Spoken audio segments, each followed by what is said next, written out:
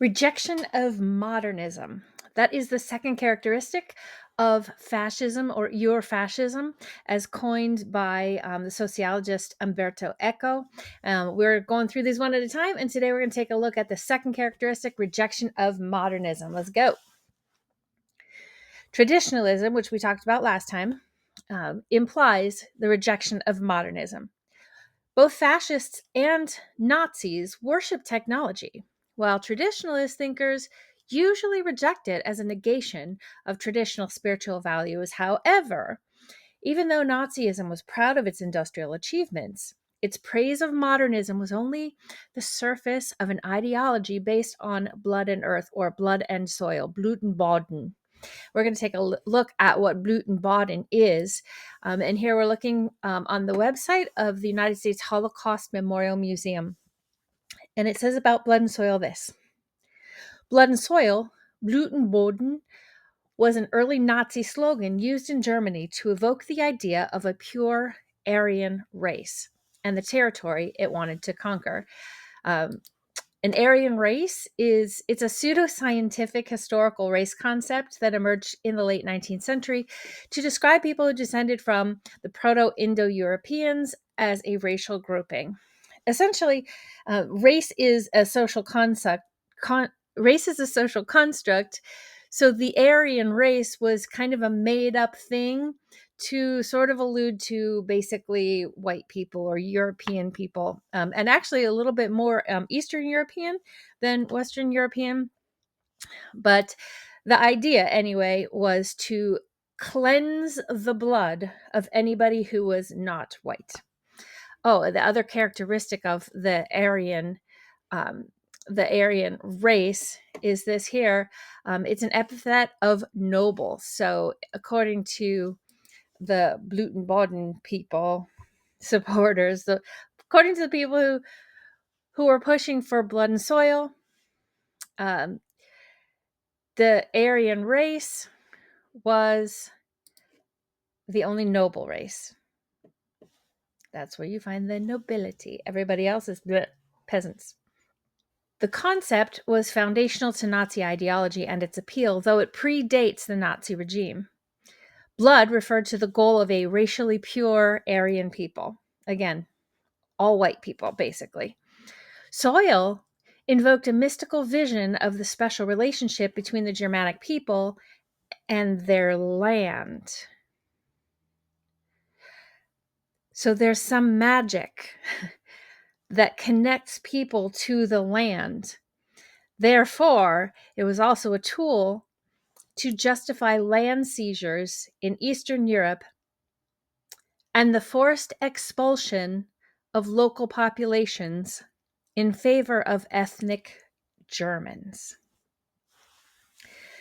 So the term Blut und Boden was a rallying cry during the 1920s and the early 30s when the Nazis and other far-right political parties were in opposition to the fledgling Weimar democracy, which was the liberal democratic party of the time. So that's just awesome. The rejection of the modern world was disguised as a rebuttal of the capitalistic way of life. But it mainly concerned the rejection of the spirit of 1789 and of 1776, of course. And the spirit of 1789 is a reference to, I'm sorry, I had it up here. Essentially, it's a reference to the French Revolution. The French Revolution began with the storming of the Bastille on July the 14th of 1789, which is, I think they still celebrate Bastille Day in France. So basically what they're saying is that rejecting the modern way of life was another way of putting down the revolutionaries. So saying we don't want anything to do with the people who, or the ideology or the way of life of the people in France who rose up and tried to have a revolution. They did not certainly like the revolution of the United States of 1776. The Enlightenment, the Age of Reason, is seen as the beginning of modern depravity. And the Enlightenment specifically was a European intellectual movement of the 17th and 18th centuries in which ideas concerning God, reason, nature, and humanity were synthesized into a worldview that gained wide assent in the West and that instigated revolutionary developments in art, philosophy, and politics. Central to the Enlightenment thought were the use and celebration of reason, the power by which humans understand the universe and improve their own condition. The goals of rational humanity were considered to be knowledge, freedom, and happiness. Sounds a little bit like the goals of the United States in 1776. So basically, Enlightenment was thought that pushed people forward. It was a progressive ideology. It was learning and growing and coming together with ideas and differences and diversity. And that the thought of enlightenment was that is how we bettered ourselves. And I found it really interesting. I didn't even catch this until I just read it just now. But it says the celebration of reason, the power by which humans understand the universe and improve their own condition. And I think what we're seeing a lot of right now is the deterioration of our condition. So right now, and we'll go into this another time in greater depth, but we're not really fighting a war left against right. We're fighting a war top to bottom, where the 1% of the wealthiest people on the planet are seeking to increase their wealth at the expense of the 99% at the bottom. So the Enlightenment, which seeks to improve human condition, would certainly go against everything that the fascism stands for. They don't want people to improve their condition. They only want their own condition improved by the deterioration of the condition of the people at the bottom. In this sense, then, Ur-Fascism can be defined as irrationalism. And this irrationalism, they're not talking about irrationality. It's actually a philosophical movement that emerged in the early 19th century, which is about what we're talking about, emphasizing the non-rational dimension of human life. So in irrationalism, which is fascist thought, as they reject logic, irrationalists argue that instinct and feelings are superior to reason in the research of knowledge. And it's so interesting because I've been hearing so many debaters and people that I follow in news outlets that are using this phrase "facts over feelings." And interestingly, both sides are trying to claim that they are facts and the other side is feelings.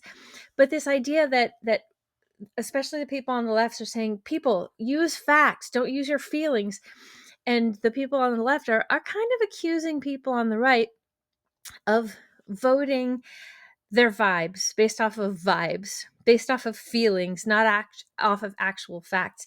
And I have, in fact, heard quite a lot of people on the right accusing people on the left of always wanting to turn to your statistics and your numbers and your proof and your sources. So it's really interesting to me that the fascist movement of today really is demonstrating this idea that instinct and feelings are superior to reason in the research of knowledge. So this term of irrationalism has been used as a pejorative designation of criticisms against rationalism as a whole. Okay, so we have been seeing the fascist movement of this era doing all of exactly the things that we're talking about. This idea of Blut and Boden, this blood and soil, we are seeing this in the white supremacist movement, this kind of growth of outward expression of racism, which probably has always been there, but we had come to a point in our culture where people at least had the sense to know that it was not a good thing to be a racist. And so people would kind of withhold that to themselves. And then when Trump and the Project 2025 people came on the scene, racism is kind of the point. But you also had people that were very fine people on both sides. Right? Like the blood, cleansing of the blood is kind of the point.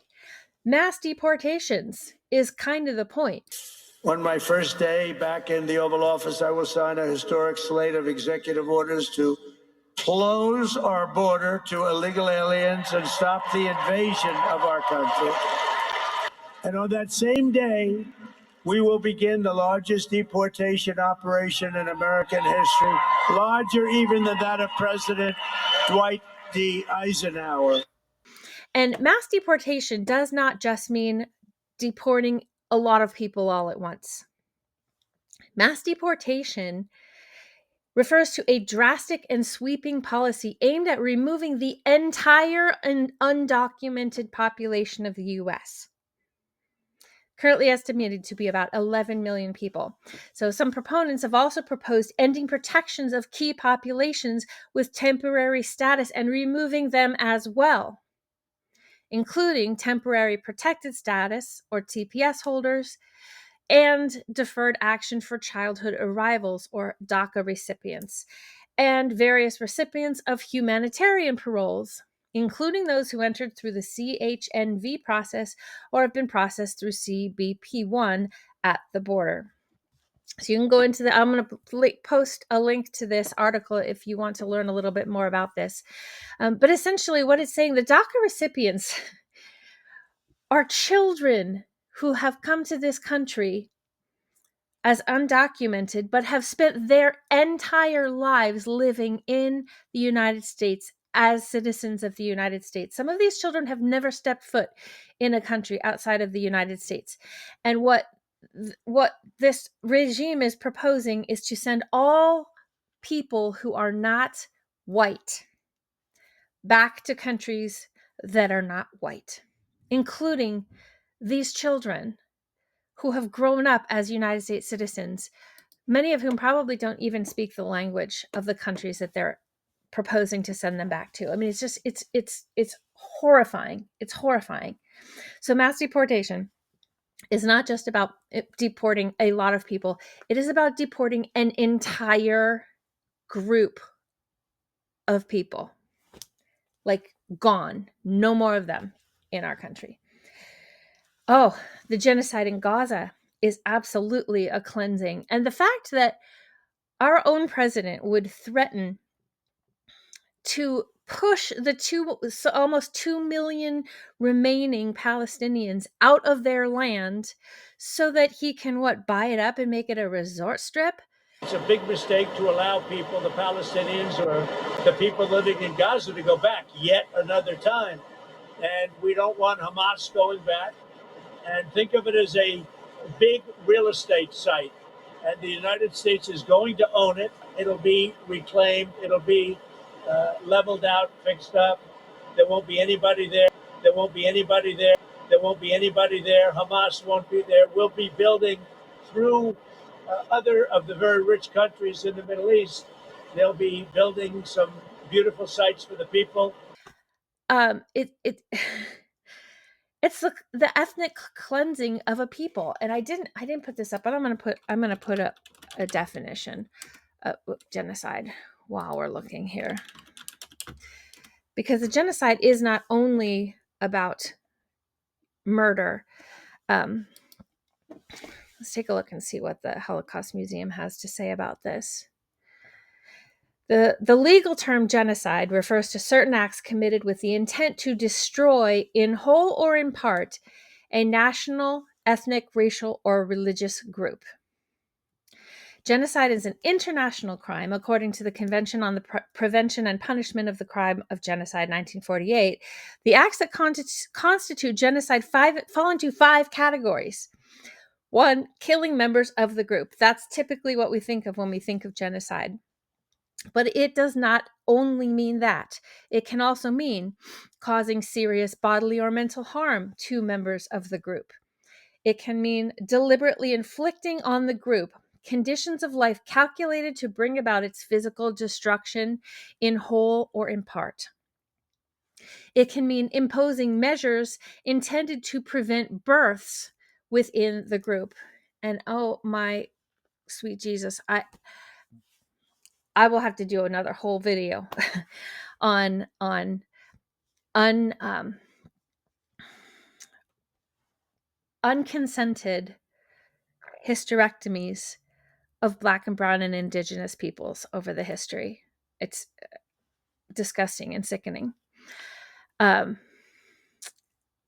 Also, genocide can be forcibly transferring children of the group to another group. So I think initially in Trump's first term, one of the things that he did was separate children from their families, which is essentially one of the acts of this genocide. Um, but so in Ukraine and in the United States and in Gaza, we're seeing in all of these places this movement to just cleanse the people of anybody who is not white or who is white adjacent. It's disgusting. Blood and soil.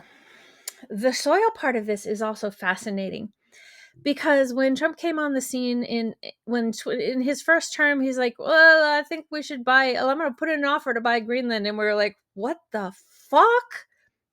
Great, like what the hell?" Like, where did this come from? Like, it was so out of left field that none of us knew what to do with it. And he had enough people in place at the time to be like, "Yeah, we ain't doing that." Now he's got nobody telling him he can't do this, and so now he's wanting to annex Greenland, Canada, Panama, the Gaza Strip, and the Gulf of America. That your wish for Canada to be the 51st state is a, quote, real thing. Is it a real thing?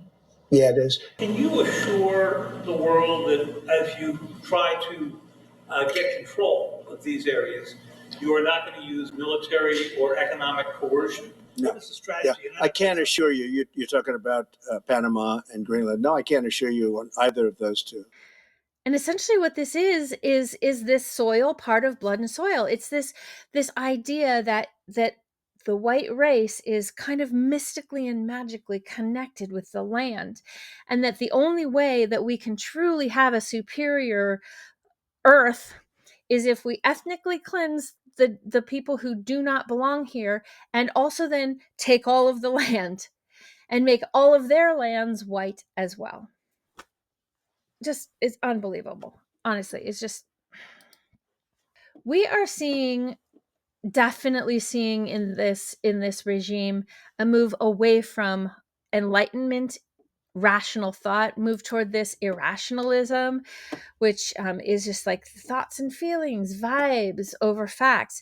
And the thing is that part of this movement against rationalism and against enlightenment and thought and against the bettering of humanity is to make the people dumb again. Like, the way that you make people dumb again is that you eliminate critical race theory, which all that means is telling the stories of history that have been erased, telling the stories of history from a variety of perspectives through different lenses. That's all critical race theory is. The first thing we got rid of, was critical race theory, because the less we know.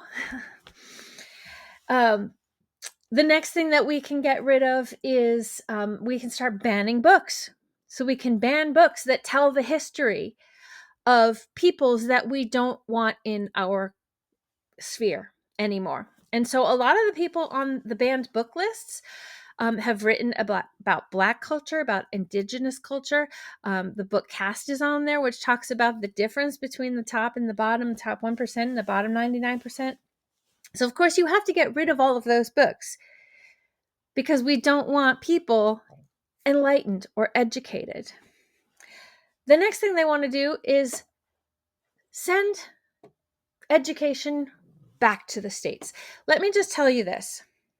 Back to the states is just a euphemism for burn the shit to the ground. That's what that means. When they say we want to send it back to the states, that means we want it demolished. And the best way to demolish it is to send it back to the states And then a bunch of the red states kind of adopt whatever the ideology is. And then pretty soon you make the argument that, well, since so many of the red states have done this, clearly the entire country wants this to happen, and then they can make it a federal law. So back to the states just means like take a torch to the whole thing. And what I want to do is let the states run schools. I believe strongly in school choice. But in addition to that, I want the states to run schools. I want the states to run schools. I want the states to run schools. So let us take a look at what will happen if the Department of Education is abolished, which is literally on the chopping block any minute now. Like, as of the recording of this, they probably are already in the Department of Education. They have already made some pronouncements to the Department of Education, like you can no longer support trans kids, and you can't talk about gay people or gay marriages. Anyway, but here's what will happen. So according to this, and this is, let's see who this is, the National Education Association. Here are the key programs that would be impacted if the Department of Education is abolished or we send it back to the states.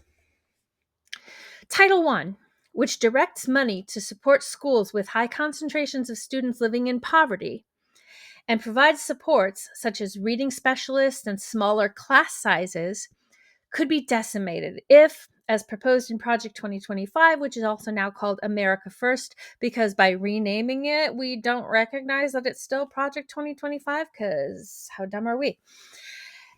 It is turned into block grants and handed over to individual states. Send it back to the states. I want the states to run schools without any sort of accountability or oversight. According to an analysis by the Center for American Progress, 180,000 teaching positions could be lost, affecting 2.8 million students in low-income communities. Fuck. I don't know about you, but as I go through these things, as I'm learning about this shit, I am so literally sick to my stomach. I actually even brought, see, my kid pukes a lot. So I brought some puke bags just in case, because this stuff literally is turning my stomach. And the only thing is, I haven't decided if I'm going to use dinosaurs or sharks or monsters. I think let's go with sharks today. Sharks seems super appropriate. So I'm going to keep my shark puke bag handy because this turns my fucking stomach to read this shit. Okay. Anyway. Roughly 7.5 million students, or 15% of the student population, receive special education under the Individuals with Disabilities Education Act, or IDEA, which provides $15 billion to support students with disabilities. This program could be transferred to another agency, making it significantly less likely that students with disabilities receive the services and the support that they need and deserve. My son is one of these kids. He is in a level 4 classroom, which essentially means that the different levels tell you how much of the day is in the mainstream classroom and how much of their day is with specialists or in a special ed classroom. A level 4 classroom is basically 100% of his day is in a special ed classroom. He is not capable of functioning like the typically abled kids in a mainstream classroom. So this to me is intensely personal. If the IDEA goes away, then there's no way of knowing how these services are going to be funded. Is his teacher going to be one of the 180,000 teaching positions that have been eliminated? And let me just go back a moment. So the Individual with Disabilities Education Act, when that came about, prior to that, kids with disabilities did not have access to any additional support in the classrooms. And if you go quite a few more years back before that, there were kids that weren't even allowed to go to school at all. They were either sort of just left to languish at home, because I don't even know if families were homeschooling kids with significant disabilities. But also, a lot of those kids were just thrown into institutions Because remember, if you're trying to build an Aryan race and you ethnically cleanse, you also have to cleanse people with disabilities, because the Aryan race is trying to create a superior race. And people with disabilities simply don't fall into that category. So it's just absolutely disgusting.